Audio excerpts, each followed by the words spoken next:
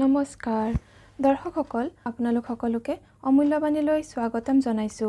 আজিৰ ভিডিঅ'টোৰ বিষয় হৈছে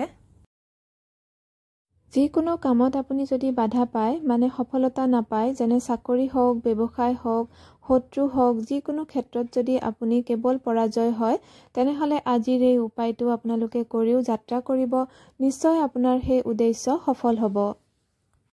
উপায়টো কৰিবৰ বাবে আপুনি যি কামত ওলাব সেই কামত ওলোৱাৰ আগে গা ধুই পৰিষ্কাৰ কাপোৰ পিন্ধি দুটা অক্ষত মানে নভঙা ফুল থকা লং সোঁহাতৰ তলুৱাত লৈ মুঠি মাৰিব।